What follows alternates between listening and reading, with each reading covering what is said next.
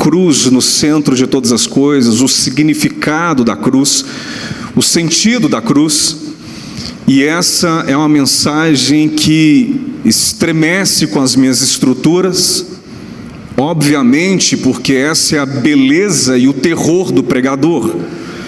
Beleza, porque estamos falando de coisas inefáveis, sublimes, eternas.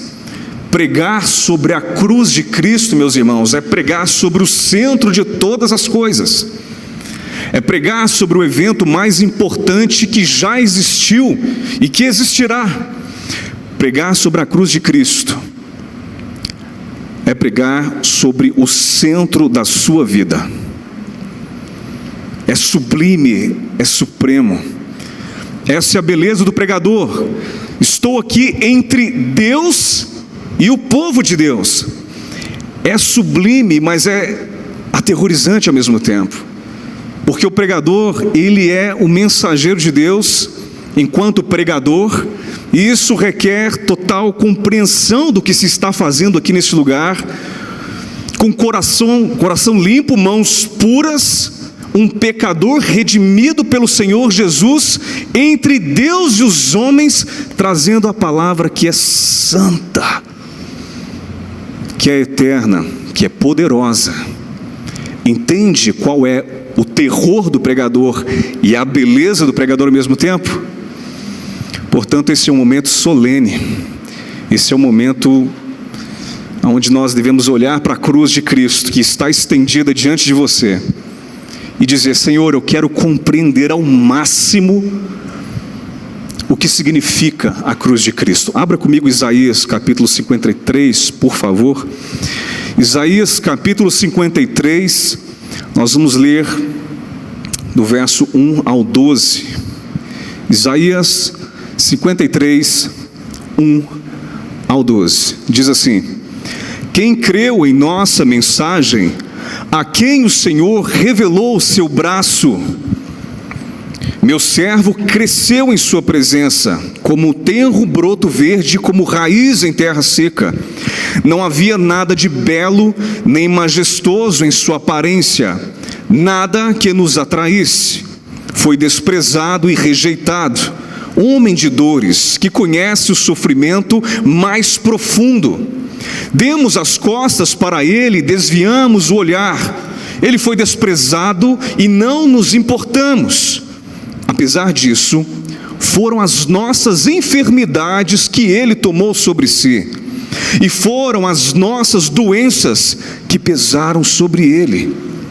Pensamos que o seu sofrimento era castigo de Deus, castigo por sua culpa, mas ele foi ferido por causa da nossa rebeldia e esmagado por causa dos nossos pecados. Sofreu o castigo para que fôssemos restaurados.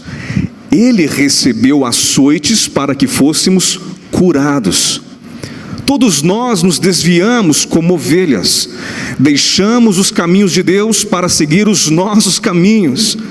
No entanto, o Senhor fez cair sobre ele os pecados de todos nós. Ele foi oprimido, humilhado, mas não disse uma só palavra.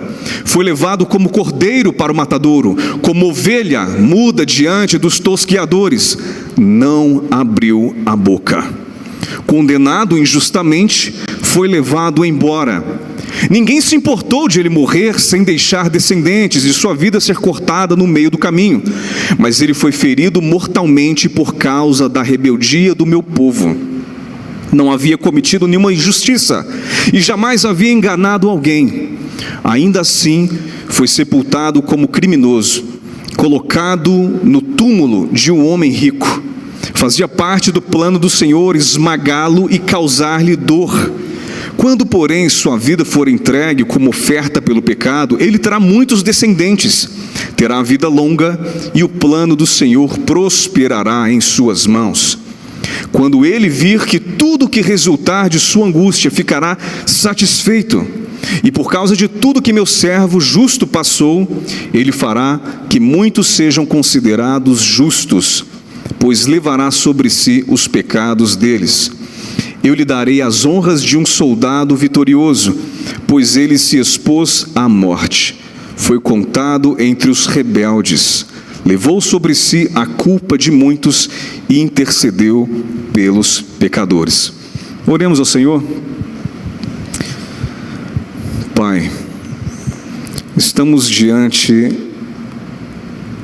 deste seu comentário teológico explicativo sobre a morte do teu filho na cruz. Ilumina os nossos corações mais uma vez, para que possamos compreender a sublime riqueza que existe guardada nesse trecho da tua palavra.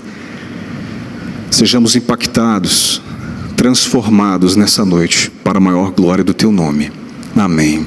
Amém. A cruz de Cristo, meus irmãos, não é apenas um evento, um acontecimento que aconteceu aí há 2000 anos atrás, não é um evento histórico. A cruz de Cristo, ela é o eixo central da existência humana.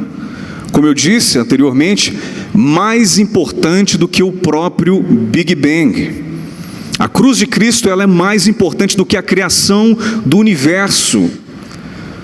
Então não existe um evento mais importante, não haverá um evento mais importante do que a cruz de Cristo, a morte do Senhor Jesus na cruz.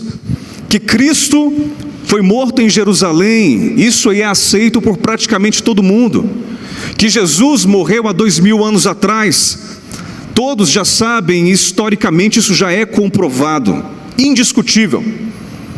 Que Jesus foi morto pelos soldados romanos, não há discussão nesse ponto. Mas a grande questão não é como Jesus morreu, onde ele morreu ou por quem ele foi morto. A questão é por quê? Qual é o sentido da cruz?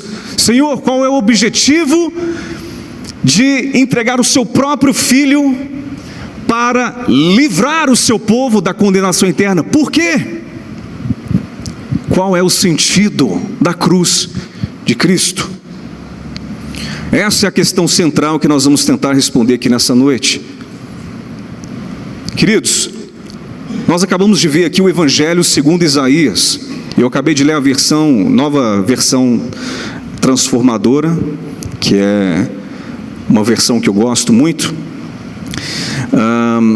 De fato, esse texto de Isaías, ele é o comentário teológico de Deus sobre a entrega do seu filho na cruz.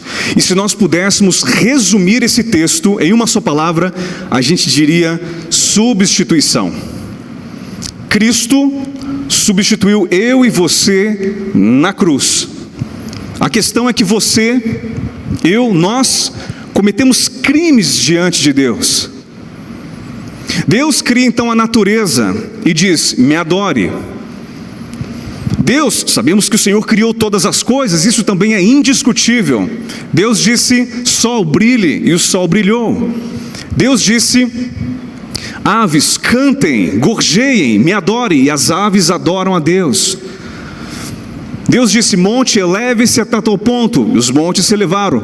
Vales desçam até certo ponto, e os vales obedecem a Deus. Mares, o seu limite será aqui, e as águas obedecem a Deus. Então Deus cria o homem e diz: me adore, e o homem diz: não. E o homem não apenas diz não, mas ele então vira para si próprio e levanta deuses para si, e o coração do homem passa então a maquinar, a fabricar ídolos, uma verdadeira máquina de criação de ídolos. E não apenas isso, nós levantamos nós mesmos como deuses, dizendo: eu não preciso de você, eu sou autossuficiente em mim mesmo.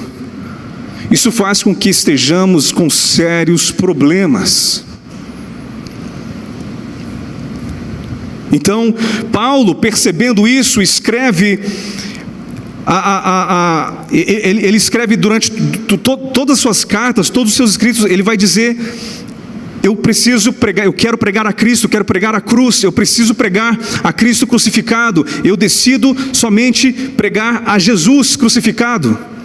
Quando você pega os escritos dos apóstolos, basicamente é isso, é Cristo crucificado, Ele morreu por mim, Ele ressuscitou. A pregação do Novo Testamento é basicamente cruz. Renuncie-se a si mesmo. E quando nós olhamos os escritos do Velho Testamento, do Antigo Testamento, todos apontam para a cruz de Cristo. Portanto, a cruz é o eixo central de todas as coisas, porque a humanidade está com sérios problemas. Estamos numa condição de inimizade com Deus. A humanidade está a par de Deus, separada por Deus. Quem não tem Cristo está decaído da graça de Deus, ausente. Sem a graça de Deus não existe a presença de Deus, incomunicável com o grande eu sou. Entretanto, sabendo da seriedade do assunto, sabendo que Paulo disse que decidiu pregar apenas Cristo e Cristo crucificado, a gente vê outros evangelhos surgindo nas igrejas hoje, um evangelho pervertido. As pessoas retiraram o escândalo da cruz. Em Atos capítulo 20, verso 29, Paulo já previu o que aconteceria, o que está acontecendo nos dias de hoje. Paulo escreve: eu sei que depois da minha partida, entre vós penetrarão lobos vorazes, que não pouparão o rebanho. Em Gálatas 1,7, Paulo ainda escreve: há alguns que vos perturbam e querem perverter o evangelho de Cristo. Então, diante desse arcabouço que nós estamos vivendo hoje, com igrejas que deixaram a pregação bíblica, que abandonaram a cruz, o escândalo da cruz já não faz mais parte da sua pregação, eu gostaria de começar a explanar para os irmãos o que não é o evangelho da cruz. O evangelho da cruz não é prosperidade financeira, porque algumas igrejas substituíram a cruz, o escândalo da cruz, pela prosperidade financeira. Em Romanos capítulo 16, verso 8, Paulo escreve: estes não servem a Cristo como Senhor, e sim a seu próprio ventre, e com suaves palavras e lisonjas enganam o coração dos incautos. É pastor motivacional, é pastor coach, é pastor empresário, pastor psicólogo. O cerne do evangelho não é resolver os problemas imediatos do meu coração. O cerne do evangelho não é resolver os problemas do povo de Deus. João disse: eis o Cordeiro de Deus que tira o pecado do mundo. Hoje dizem: eis o Cordeiro de Deus que resolve os meus problemas e as minhas querelas. Querem novas revelações, mas não querem a palavra. Igrejas que substituíram o escândalo da cruz por sensações, por emoções, revelações, sonhos, visões, profecias, não suportam a pregação de 1 hora. Querem um agito, frenesi gospel. São campanhas de cura, campanhas de revelações na igreja, tudo isso antibíblico.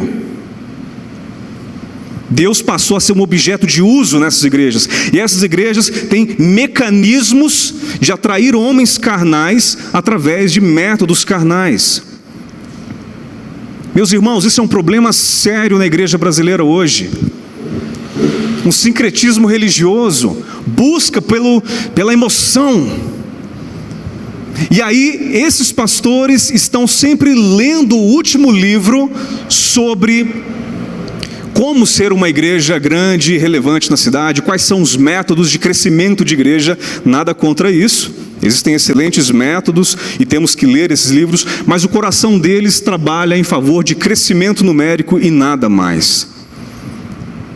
Esse é um grande problema, porque quando você tem homens carnais aplicando métodos carnais para atrair homens carnais, esses pastores carnais vão ter que criar sempre mecanismos carnais, continuamente, frequentemente, todo dia, para manter homens carnais não convertidos na igreja. Ainda transformar o evangelho em pragmatismo, em busca daquilo que dá certo, em busca do que funciona. Já ouviu aquela frase que apareceu na capa da revista? Para Jesus até gol de mão vale. Vale tudo para Jesus. Sério? Então não me espanta a qualidade dos crentes que vemos hoje, dando o jeitinho cristão para resolver as coisas, colocando no culto do Senhor elementos completamente pagãos, que não glorificam a Deus, mas ao homem. Substituíram a pregação por piadas motivacionais, retiraram o escândalo da cruz e colocaram shows gospel no centro do culto e mensagens de autoajuda. Na igreja de hoje, segundo John MacArthur, na igreja de hoje tudo parece estar na moda, exceto a pregação bíblica. Vou repetir. Na igreja de hoje tudo parece estar na moda, exceto a pregação bíblica. O problema é que Paulo escreve na primeira carta aos Coríntios 1:21, ele diz: aprove a Deus salvar os que creem pela loucura da pregação. Portanto, o que salva o homem hoje, o que faz com que uma pessoa distante de Deus, que não conhece Jesus, inimiga de Deus, torne-se amiga de Deus e seja salva, é a loucura da pregação. É essa mensagem que nós lemos, um Cristo que foi esmagado pelo próprio Deus, homem de dores, um rei que serve, uma autoridade não como de César, mas uma autoridade que serve, que lava os pés. Essa é a loucura da pregação. Um Deus que nos substitui na cruz. É essa mensagem que salva. Irmãos, nós não temos que pregar outra coisa na igreja, a não ser a cruz de Cristo, a não ser Cristo crucificado, Rei ressurreto, que uma vez que Ele ressuscitou, agora Ele reina para sempre e está regimentando a sua igreja pelo poder do Espírito Santo e pelas mãos da igreja. É só, apenas isso. Nós não precisamos saber muitas coisas sobre Deus. É muito bom e importante lermos a Bíblia e manejarmos bem a palavra, não é, Beto? Como a gente falou sexta. É muito importante mesmo. Mas, queridos, aquilo que é necessário para que vocês sejam elevados às alturas e que vocês vão estar diante do Senhor um dia, diante do trono branco, e vocês se assentarão no trono de Deus com Jesus, como diz lá em Apocalipse 3, o que é necessário para viver uma vida gloriosa com o Senhor para sempre, são poucas coisas muito importantes, pequeninas coisas aqui na Bíblia, poucas coisas, mas que são de importância eterna. Você não precisa ser um doutor em teologia, você não precisa saber cada página da Bíblia, mas você precisa saber coisas cruciais, de extrema riqueza. Você precisa compreender a cruz de Cristo, e nada mais. Tudo começa a partir daí. O conhecimento da cruz de Cristo, porque Ele morreu por mim, porque Ele ressuscitou, como isso aconteceu, é o centro de todas as coisas. Busque uma coisa apenas, busque conhecer o coração da cruz. Tudo começa por aí. E por último, transformar o Evangelho em um terrível catolicismo medieval. Os evangélicos ainda têm uma alma católica. É o pai espiritual, é a paixão pelos apóstolos, paixão pelos mediadores, é a unção apostólica que precisa estar sobre a igreja. Caso contrário, é uma igreja que não está sobre a bênção de Deus. Isso é um coração católico apostólico romano. Precisamos romper com isso e pregar apenas a cruz, o sacerdócio real. Nós temos livre acesso ao Pai pela cruz. Amém? Então nós voltamos aqui à questão central, qual é o significado da cruz? Por que uma cruz? A cruz, ela é a solução, ela é a resposta para o grande dilema. Eu não sei se você sabe, mas existe um grande dilema que parece ser impossível de ser resolvido, aparentemente, até que nós cheguemos a Jesus. E o problema, esse dilema é: como Deus, sendo justo, pode perdoar pecadores? Já parou para pensar nisso, Eni? Como que Deus, sendo um Deus justo, pode perdoar, Wagner, pecadores como eu e você? Como isso acontece? Como que Deus é bom e justo ao mesmo tempo? Esse é um dilema. Pois se Ele é um bom juiz, Ele deve julgar justamente. Mas se Ele é amor, Ele vai perdoar os pecados. Mas se Ele perdoa o pecador, Ele não vai ser justo, porque Ele não pode ir contra a justiça dele. Que dilema complexo, aparentemente irresolúvel. Então veja bem, Deus ama você, Se ele te perdoa, é a mesma questão de um juiz, aquela frase, né? O juiz corrupto varreu o crime para debaixo do tapete. Acontece que Jesus Cristo, quando ele morre na cruz, ele nos substitui, porque a justiça de Deus, veja bem, a justiça de Deus, ela exige que você seja morto. A justiça de Deus, quando nós pecamos contra um Deus santo, a justiça diz que nós precisamos ser condenados. É isso que a justiça diz. Nós não temos escapatória, porque a justiça correta, santa de Deus, ela vai aplicar a condenação ao pecador, pois Deus é justo e Ele não pode varrer o crime para debaixo do tapete. Imagine a situação típica: o cara cometeu vários crimes, está diante do juiz e falou: sim, eu cometi esses crimes, mas veja bem, eu sou um bom pai de família, eu sou um excelente esposo, fiz isso, fiz aquilo para poder proteger minha família. Sim, assassinei, roubei, menti, fiz um monte de coisa, mas por amor à minha família. Então será que você poderia me perdoar? Se o juiz dissesse: ok, você está livre, o que você, parente das vítimas que foram assassinadas por esse pai de família, diria? Esse juiz é um corrupto, ele não julgou a nossa causa. Deus, ele não pode varrer o crime seu para debaixo do tapete, ele precisa te condenar, entende? Ah, mas eu fiz mais coisas boas do que coisas ruins, a balança está positiva para o meu lado. É a mesma situação. Deus não é um injusto juiz, ele é reto, ele é justo. Então, esse problema é resolvido por meio da cruz de Cristo, e eu vou tentar explicar para vocês. Jesus Cristo morreu por este pecador. Na cruz, eu fui substituído pelo próprio Filho de Deus. Como eu cometi pecados terríveis, que eu não tenho coragem de contar para os irmãos aqui, de coisas que já passaram na minha cabeça, e eu sei que na sua também. Essas coisas malucas que já pensamos ou realizamos, feriram a santidade de um Deus santo. E eu estou sendo redundante: santo, santo, santo. E porque o nosso pecado fere a um Deus eterno e santo, a condenação deve ser no mesmo pé de igualdade, uma condenação eterna, completa e eficaz. Então, estamos com sérios problemas. Por nós mesmos somos incapazes de resolver esse dilema. Em janeiro de 2016, eu estava com a minha avó, Dona Belinha, e olhando para ela, eu via que ela não apresentava frutos dignos de arrependimento. E eu falei: poxa, minha avó parece que ela já está assim, nas últimas, talvez. E como eu quero pregar a Jesus para ela e ter a certeza de que ela crê no Senhor Jesus. Então eu estava lá no apartamento da minha irmã, nós, minhas irmãs, reunidos, Dalila. Então chamei elas num canto e falei assim: vamos fazer uma coisa?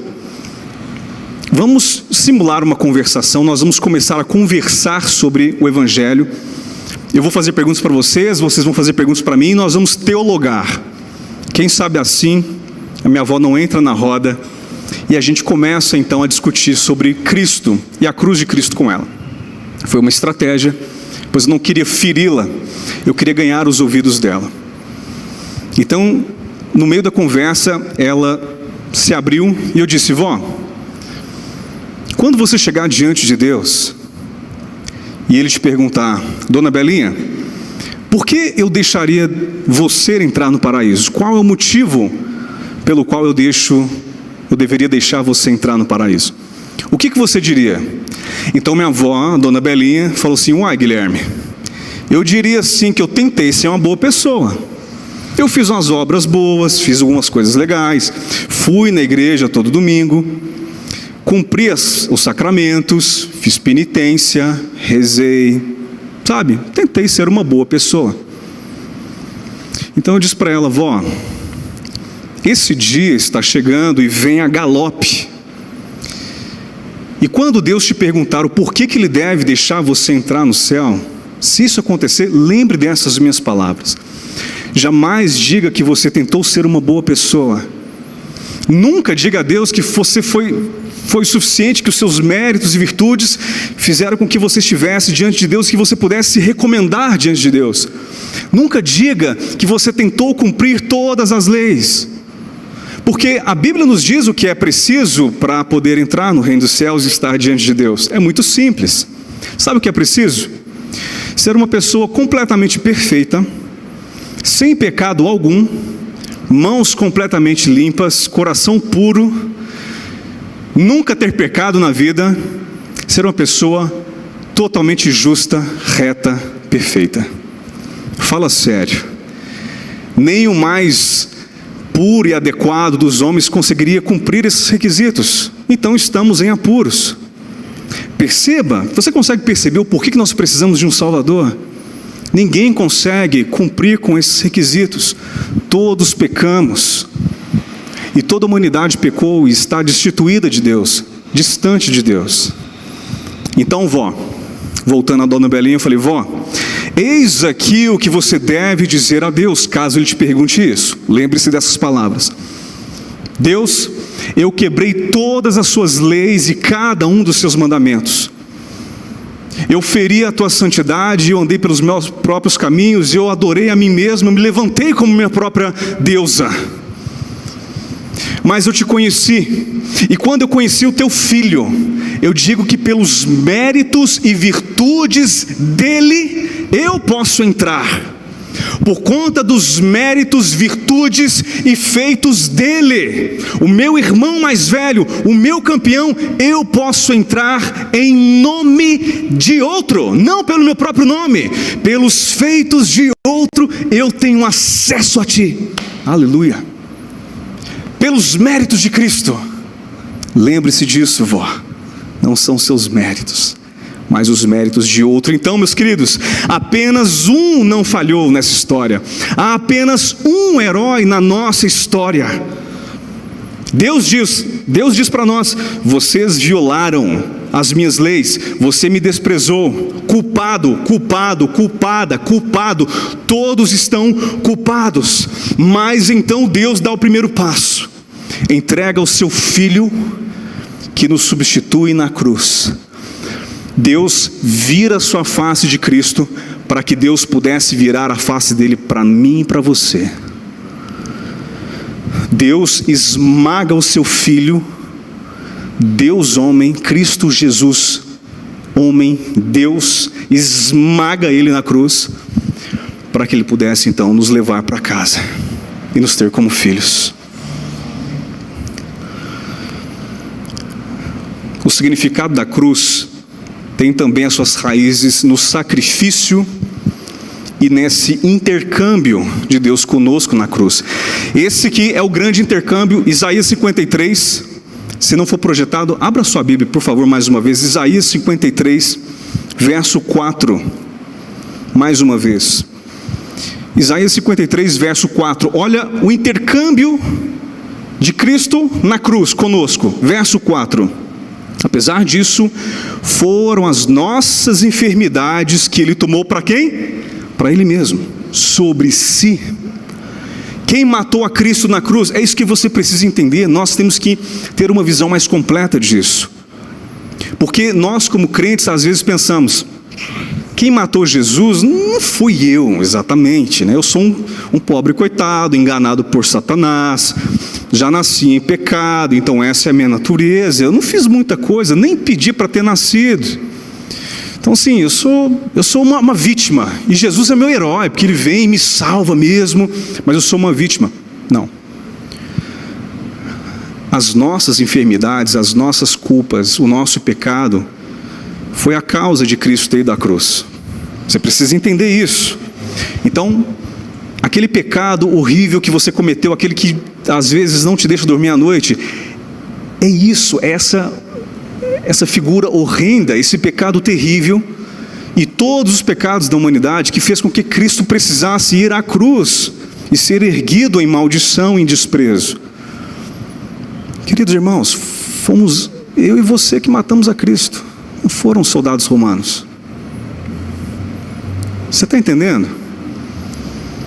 Não foram os líderes religiosos que levaram a Cristo até Pilatos, não foi Pilatos, não foi Roma, fui eu e você que matamos Cristo. Então entenda que homem é esse, que homem é Jesus de Nazaré. Esse é homem de verdade, que figura de homem, que se coloca no meu lugar, no seu lugar. Nós cuspimos nele, nós o rejeitamos, nós desprezamos esse homem, e ele se entrega por mim, por você. Ele se entrega por mim e por você. Isso é homem de verdade.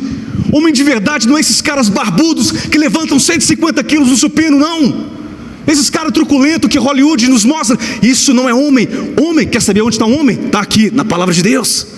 Cristo é o homem modelo para nós, substituto de cada um de nós.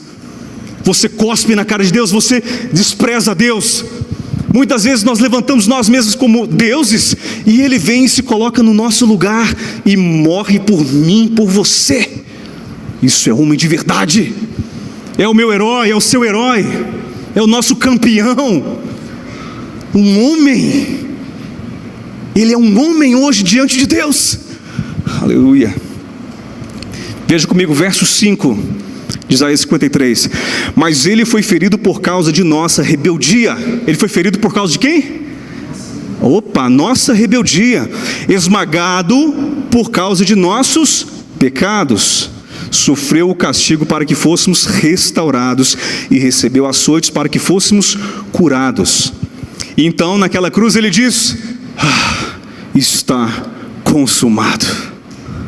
Está consumado. Sabe o que significa isso?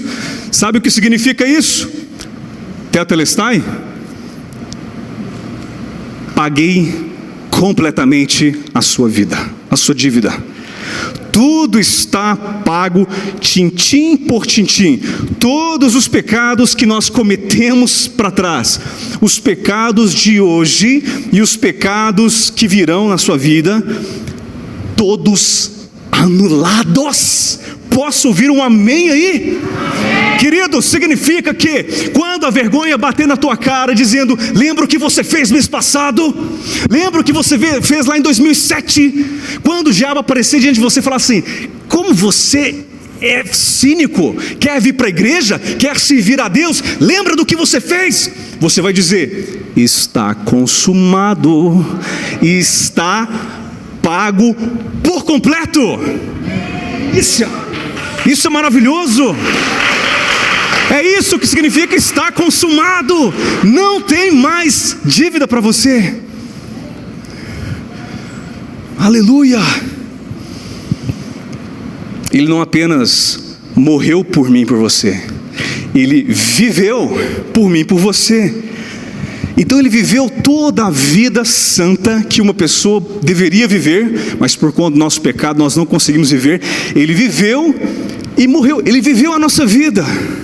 Portanto, Ele é a nossa vida. Entende o porquê que nós somos tão devotos a Deus, tão entregues a Ele? Por que nós estamos aqui no domingo à noite?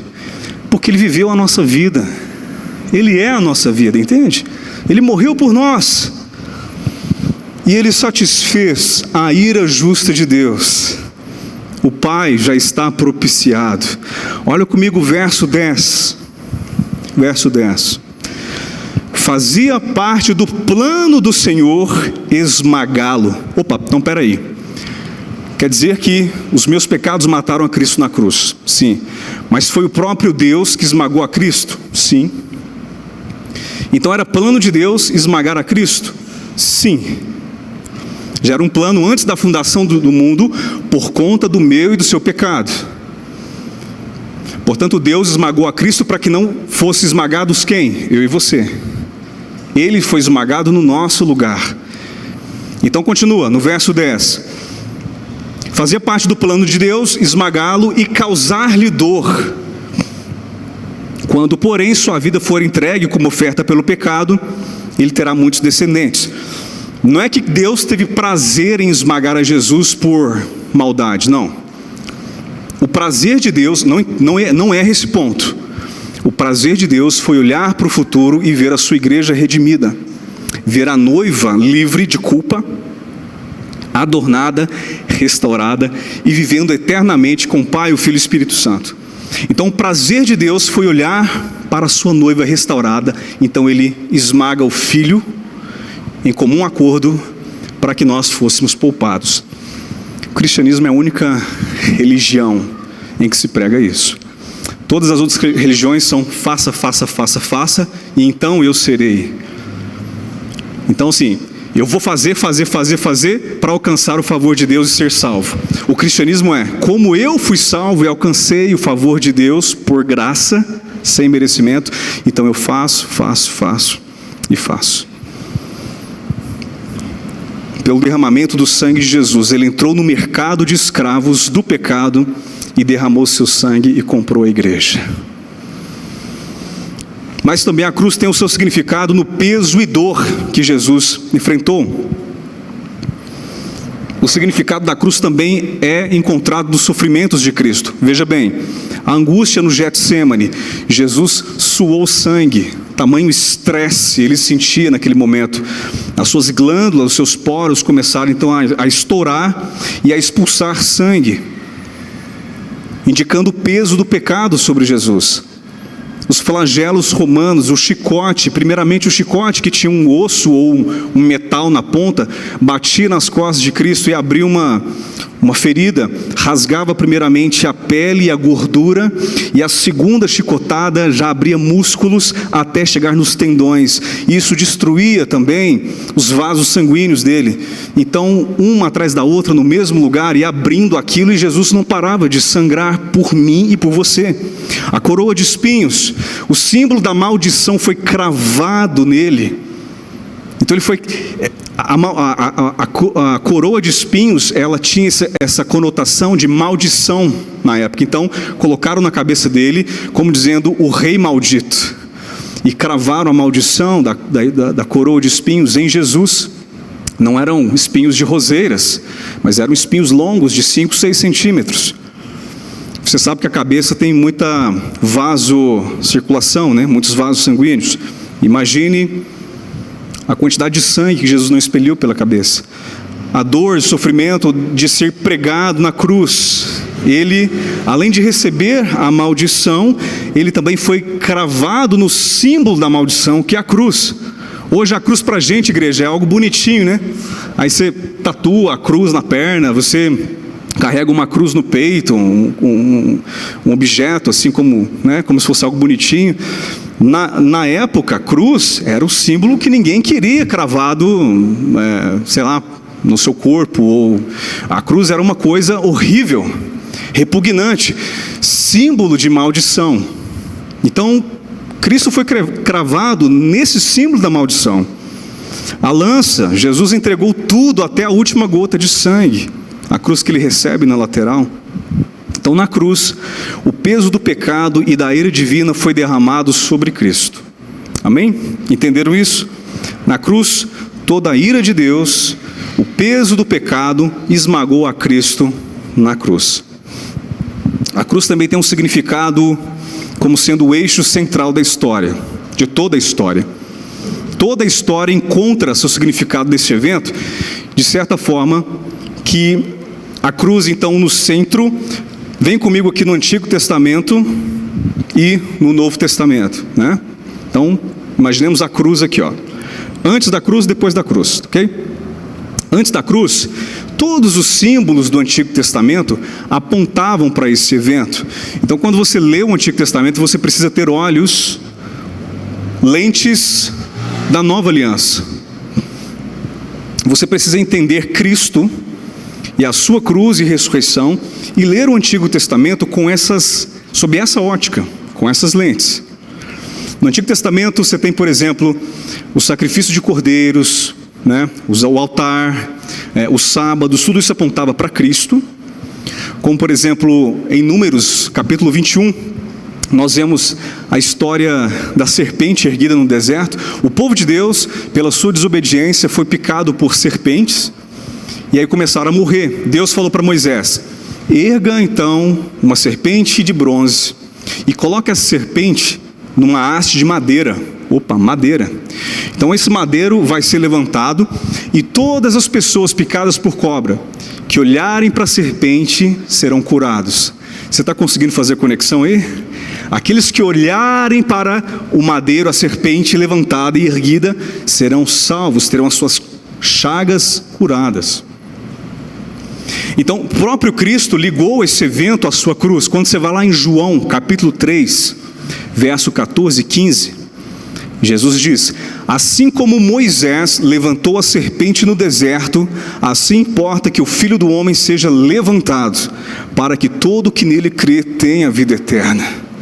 Entende? Todos os símbolos do Antigo Testamento apontam para a cruz. Tamanha centralidade dela nas nossas vidas. E depois da cruz? A gente sabe que depois da cruz, a ressurreição de Cristo abre portas para a eternidade. E a própria cruz, então, se torna ponte entre Deus e os homens. Romanos 5:1, justificados, pois, pela fé, temos paz para com Deus. Estamos em paz com Deus por meio da cruz de Cristo. Todo aquele que confia no seu Filho Jesus Cristo. Amém? A cruz, então, queridos, não foi um acidente. A cruz foi o plano eterno de Deus. E a cruz também tem o seu significado no sacrifício e amor perfeito de Deus. Vem aqui. Lembra daquela vez em que você cometeu um pecado e esse pecado ele foi tão horrível que te deixou de cama durante 1, 2, 3 dias e você ficou muito mal, com vergonha, tamanha culpa, você simplesmente se prostrou em remorso. Agora imagine, faça um exercício comigo. Você já passou por isso várias vezes. Você já pecou diversas vezes, dezenas ou centenas de vezes, que te colocou numa situação de depressão. Você não suportaria receber de um só golpe, de uma só vez, toda a culpa da sua vida, todos os pecados da sua vida e todas as suas vergonhas e dores. Você seria incapaz de receber num mesmo dia toda essa carga. Pois foi isso que aconteceu com Jesus. Na cruz, cada um dos seus pecados e dos meus pecados caíram sobre Cristo. Pum, de uma vez. E não apenas o meu e o seu crime, mas os crimes e pecados todos, de todo ser humano que já existiu, de todo ser humano que existe e de cada ser humano que nascerá e pisará nessa terra até que ele venha. Gente, todo esse pecado, toda essa dor, ele sofreu e levou sobre si. Vocês estão entendendo isso, gente? Nós precisamos parar nesse momento e contemplar o Senhor. Porque foi o meu erro, o seu erro. Gente, cada pecado, cada erro, cada dor, cada vergonha, cada culpa caiu sobre ele de uma só vez. Então veja, o sofrimento dele sim, tem tudo a ver com a cruz, a coroa de espinhos, a lança, os chicotes. Sim, ele sofreu por fora, fisicamente, de forma horrível. Mas o sofrimento emocional, a carga sobre o coração dele, é algo que a gente não consegue imaginar. É insuportável para um ser humano. Todos os pecados dos dezenas ou centenas de bilhões de seres humanos que vão pisar nessa terra. Tudo de uma vez sobre Jesus. Então ele é o nosso herói. Ele é o nosso substituto. A cruz é o centro das nossas vidas. Quando Jesus ele está na cruz padecendo, ele fala: afasta de mim este cálice, Senhor, se possível. Isso não é sinal de fraqueza diante dessas dores físicas ou sofrimento emocional. Porque Jesus ele sabia o que continha aquele cálice de Deus. Afasta de mim, se possível, esse cálice. Ele sabia o que estava dentro desse cálice. Toda a ira de Deus. A ira santa, a fúria completa de Deus, Jesus bebeu cada gota da sua ira, por completo. E o próprio Deus, Deus Pai, ficou satisfeito e propiciado. Esse é o significado da cruz, um amor sacrificial, um amor incondicional, um amor que alcança você nessa noite. Imagine a situação, você diante do juiz, e você cometeu crimes, mais uma vez, nessa analogia, e o juiz, antes de determinar a sua sentença, ele fala: você está livre. Alguém pagou o preço por você. Alguém já foi crucificado no seu lugar. Você está livre para poder ir. E aí você olha, você vê aquele homem perfeito, sem mancha, sem pecado nenhum, só fez o bem, somente curou, somente pregou o evangelho, se dedicou a Deus, serviu as pessoas, um cordeiro santo e puro. E de repente, ele é pregado na cruz, ele é morto, ele é insultado, ele se torna maldição, para que você possa ser livre. De um certo modo, Barrabás sou eu, Barrabás é você. Nós somos Barrabás. Para que nós possamos ser livres, ele morreu por nós. Só que não termina por aí. O mais interessante, sabe o que é, a igreja? É que Deus vira e fala assim: ok, vem aqui. E você se achega perto do juiz, e o juiz fala: ok, você está livre para ir, mas agora você vai ser meu filho, vem para casa comigo. E você vai para casa com Deus. Esse é o cristianismo. É esse o Deus que nós servimos. O juiz te leva para casa.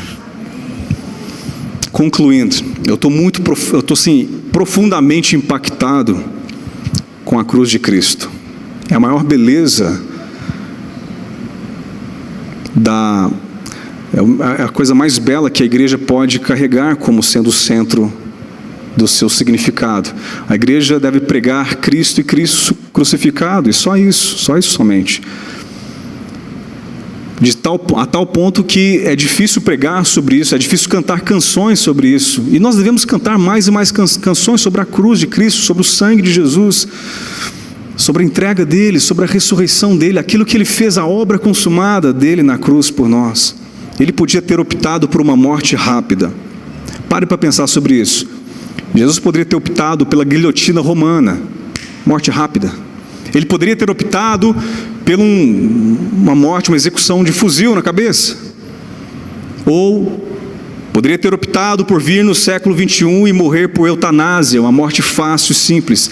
Mas não, para representar quão horrível e quão terrível é o nosso pecado, ele escolheu a cruz, símbolo de maldição, e morreu uma morte lenta, uma morte por desidratação, sufocamento, dor extrema, para representar o escândalo do nosso pecado.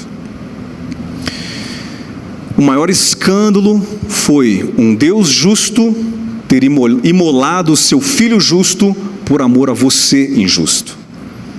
Vou repetir. O maior escândalo foi um Deus justo ter imolado o seu Filho justo por amor a mim e a você injustos. A cruz é mais do que um evento.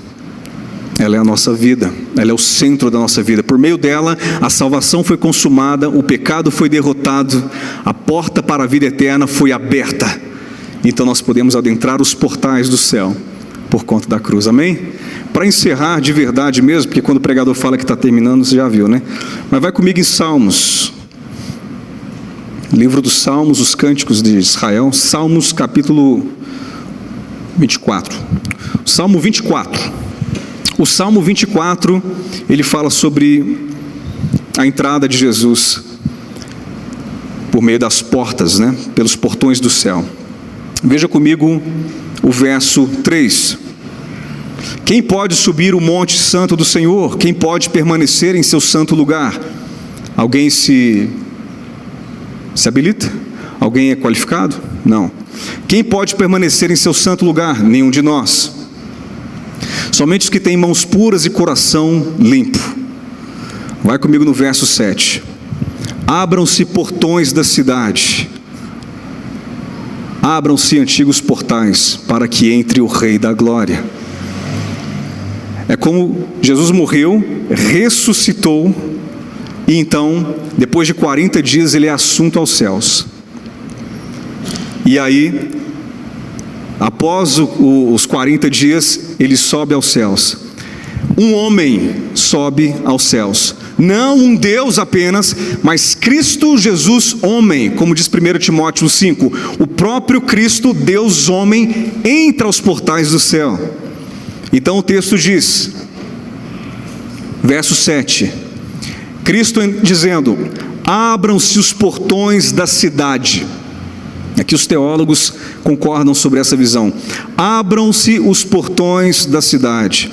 Abram-se antigos portais, para que entre o Rei da Glória. É mais ou menos aquele sinal, aquela passagem de João em Apocalipse, em que João teve uma visão de um livro em que ninguém poderia abrir esse livro.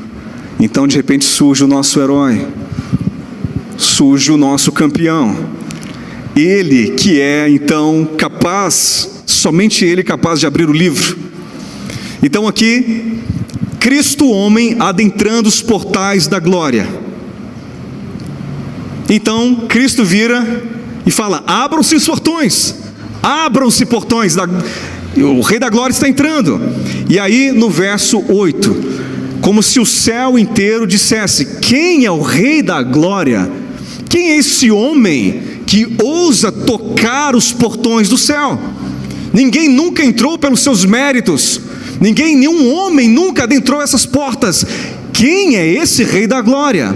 Então ele diz: o Senhor forte e poderoso, o Senhor invencível nas batalhas. Abram-se portões da cidade, abram-se antigos portais, para que entre o Rei da Glória. Nenhum homem entrou pelos seus méritos, mas esse homem, Cristo, ele entra pelos seus próprios méritos, entra pelas suas próprias virtudes. E ele diz: abram-se portões. Que imagem gloriosa. E eu tenho uma esperança para você aqui hoje. Você que se sente o mais vil pecador, você que se sente incapaz de adentrar esses portões da glória com o Rei da Glória. Lembra lá daquele ladrão na cruz? O ladrão na cruz que disse: lembre-se de mim quando entrares no paraíso. E Jesus falou: ainda hoje estarás comigo no paraíso. Ladrão não é uma boa tradução. Essa visão católica fez com que a gente até dissesse o bom ladrão, né, que entrou no céu. Na verdade, esse tipo de ladrão, os dois ladrões que estavam pregados com Jesus na cruz, eram os piores dos piores dos piores homens. Quem era crucificado na cruz era um tipo de pessoa, um ladrão, que entrava na casa para saquear uma casa, matava o esposo, abusava sexualmente da esposa e matava ela, pegava as crianças e vendia no mercado, saqueavam a casa e iam embora sorrindo e cantando e felizes da vida.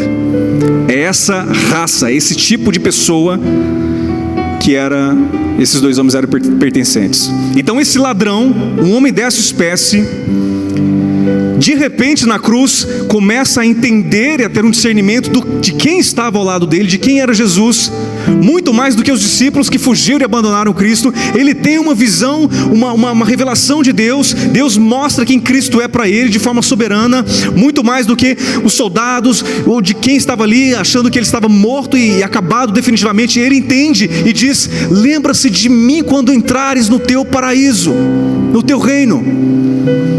E Jesus diz: ainda hoje estarás comigo no paraíso. Então Charles Spurgeon, o maior dos pregadores, um dos maiores pregadores que já existiu, ele conta assim: de repente as portas do paraíso se abrem e todos os seres angelicais, todos os principados, os patriarcas do Antigo Testamento, os discípulos, todos os santos lá no paraíso, no seio de Abraão, olham para Jesus, a porta se abre, eles falam: uau, esse é o nosso libertador, adentrando as portas do paraíso, todos estarrecidos, estamos aqui por conta dele. Epa, peraí, tem um segundo homem ali do lado dele, quem será? Será que é Davi? Será que é o apóstolo Paulo? Quem está entrando com ele ali? Não. Ah, é o ladrão da cruz que entrou com ele no paraíso. Spurgeon traz essa ilustração e eu acho isso muito motivador para mim e para você, meu irmão, minha irmã.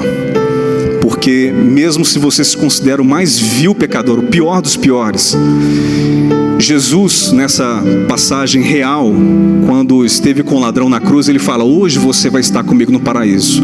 Aquele ladrão só fez o que era errado e mal em toda a sua vida, e no último instante, nos 45 do segundo tempo, ele tem um encontro com o Senhor e fala: lembra-se de mim. E Jesus então pega ele pela mão e adentra com ele pelos portais do paraíso. A cruz é a cruz, meus queridos. E existe um chamado da cruz essa noite para mim e para você. Assim como os israelitas olharam para a serpente no deserto e foram curados, olhe para a cruz nessa noite. Olhe para Jesus, Cristo crucificado, ressurreto. Feche seus olhos. Senhor, Pai, obrigado por tamanha salvação, tão grande salvação. Obrigado, Jesus, por tua entrega na cruz. Obrigado, Jesus, por ter salvado cada um de nós, pecadores caídos, distantes de Deus.